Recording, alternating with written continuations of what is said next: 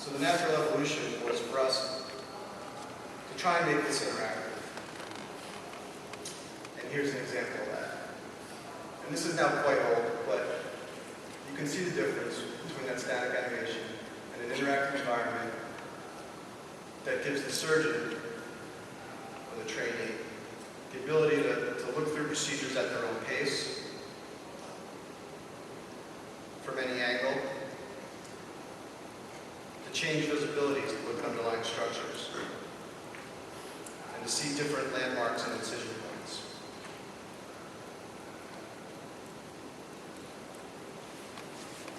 There's also a basic assessment engine built in. It's more for students, but it does give you the ability at a basic level to gauge cognitive knowledge. So I'm obviously not very good at this test, but at the end it scores you and gives you a basic rating. So you can imagine, if you fast forward a bit, this type of environment, networked across the nation, across the world, giving people to assess their knowledge against one another.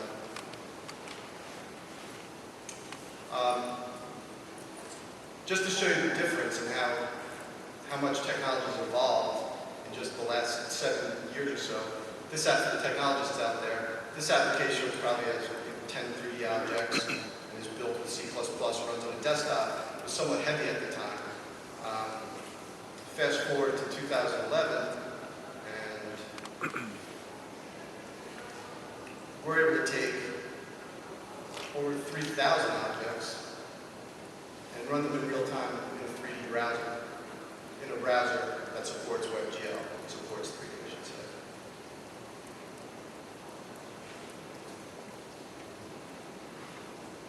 So this is an example of a work in progress. We're at the point of beta release, and it's just an admin at this point, but ultimately it will include disease and those other treatments, and hopefully similar to Smile Train, be a utility that can effectively train people across the world.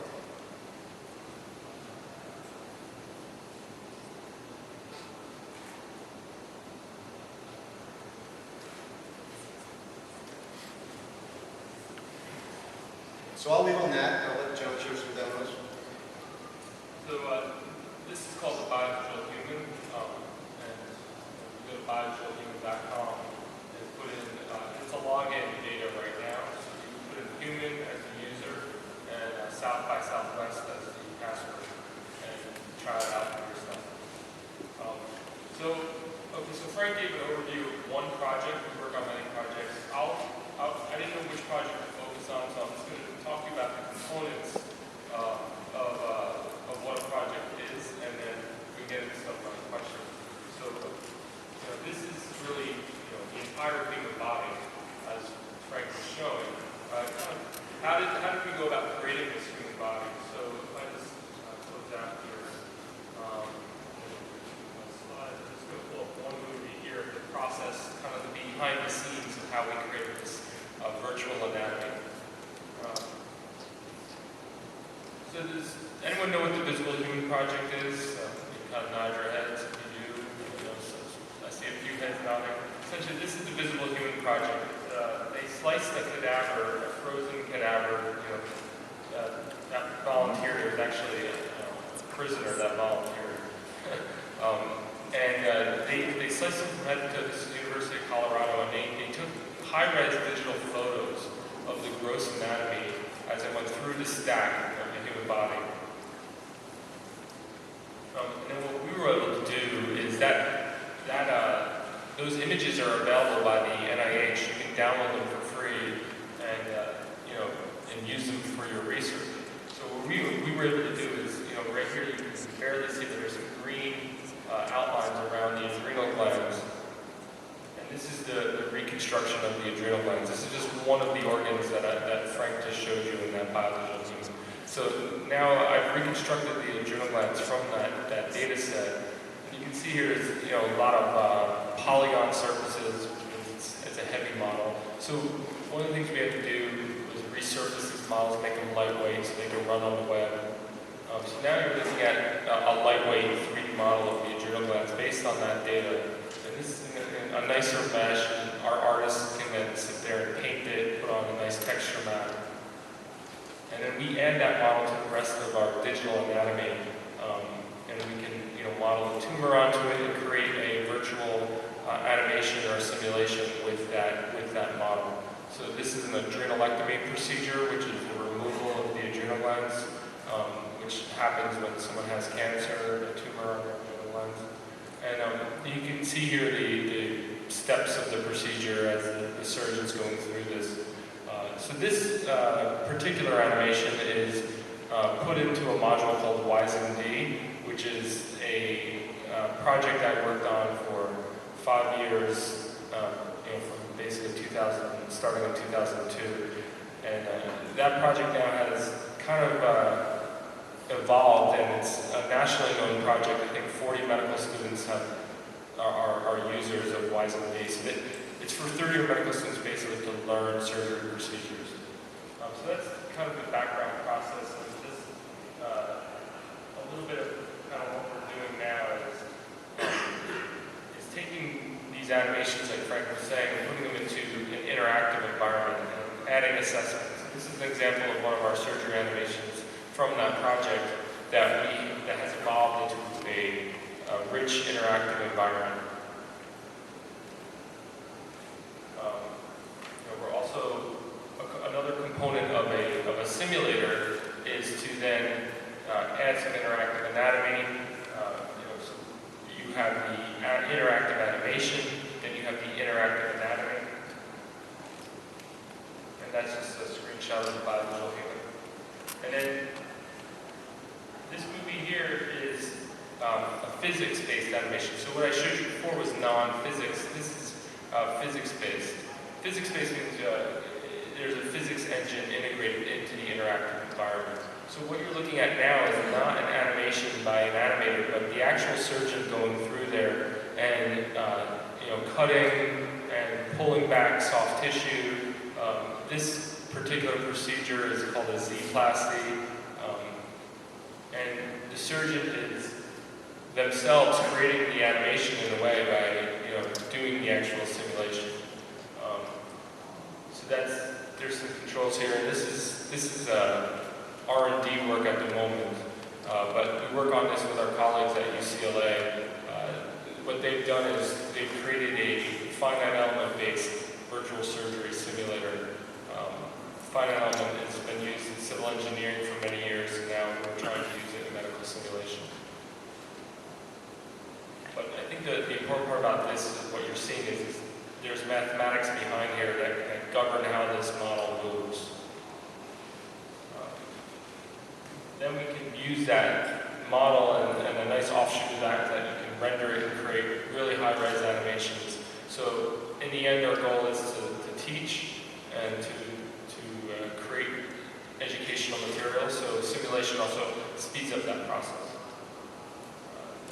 The ultimate goal, I think, for a lot of simulation companies is to do patient-specific simulation. So one of our projects is we're working with cardiothoracic surgeons down at ECU.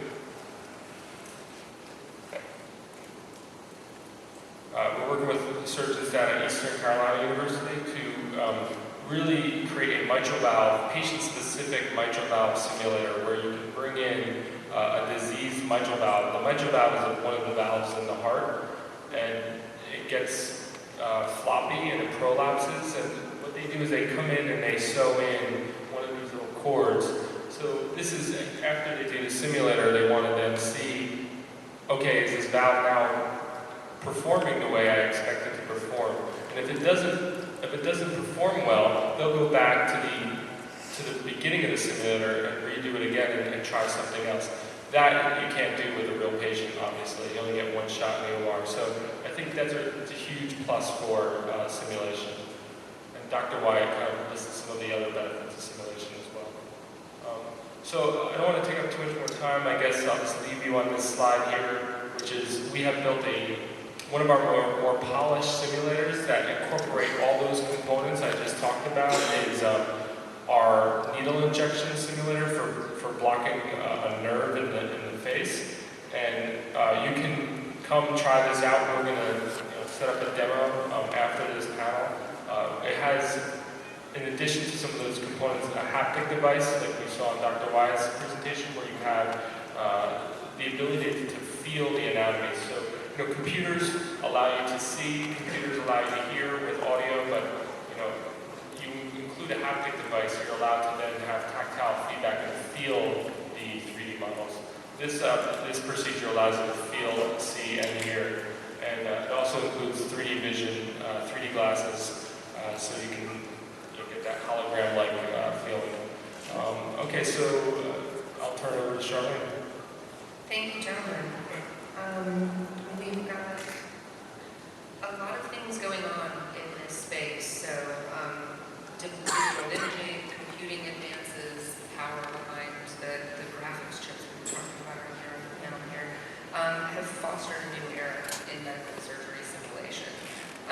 What do you guys see, as the next big step? What advances are coming down the pipeline? I would say the advancements in the realistic modeling of the human body, not from a standpoint that John and I showed you, but the physical properties of the body being modeled in a realistic fashion so that algorithms can be developed so that when you interact with that virtual model, it behaves like real human tissue. Very challenging problem, but I think a lot of progress is being made. So are there problems that you folks are bringing to the table that are leading to changes and advances on your provider side? So are you working with hardware vendors to do very specific things that are unique to this need? Well, I would make a comment on that a lot of our development is really based on the fact that we can sort of ride the cusp of the wave of the gaming industry with some of the technology development there. They can't sell, 5 million NVIDIA video cards to medical schools training residents, but they can sell that to the general public for gaming purposes. And so we're a very, very small voice to some of the developers of the technology.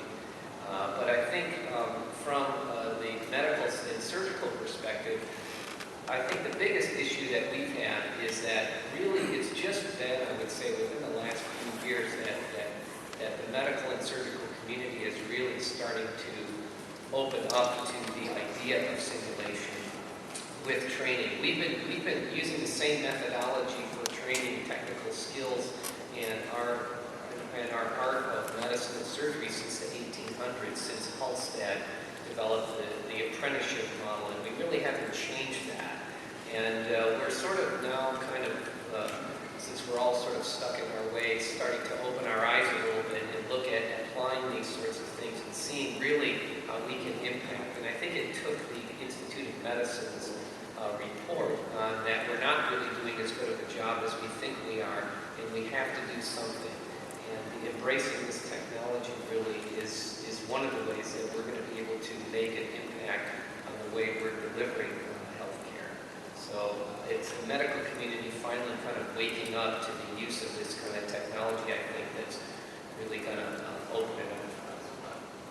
And as the technologies evolve, will we see standards developed that are adopted by groups like the ADA or other government bodies that would allow things to move forward? And do you have any thoughts on how far away from that we might be? I think we're pretty close. The governing bodies want simulation. They don't necessarily have the funding for simulation, but they will assist in working with institutions and simulation companies to help them with a standardized curriculum to meet guidelines that they consider important. So one of our simulators, which I showed a few slides up, of the OR room with the woman laying down, that was a breast reconstruction simulator. Post-mastectomy, someone has to do, get their breast reconstructed. How, the options there and the training for that are tricky. So, we're working with the Society of Plastic Surgery Chairman and creating a simulator for that procedure with them. And I think that's very important because, you can create a simulator in your lab. I mean, Frank and I work with a bunch of technologists, and we think that this is a great feature, but then we talk to the doctors and the society, and it might not be that cool of a feature or useful of a feature. So I think just from the get-go, working with a governing body is important. Just one last thing, as Dr. Wade mentioned, objective assessment, I think, is one of the driving forces behind building simulators. The apprenticeship model that's currently in use and has been in use for 100 years now is very subjective. And once you have a truly validated simulator, then you can potentially do that. So as far as the time scale is concerned, I still see it probably a few years off, because not only do we need to develop the simulations, the applications, but then we have to go through this whole process, which is maybe even more laborious, of demonstrating the efficacy and the validity of it. Because as I said, we don't change very easily as physicians unless we see some hard proof. And that's one of my biggest things is sort of one of the proponents of this is trying to encourage people to adopt this technology and run the studies. And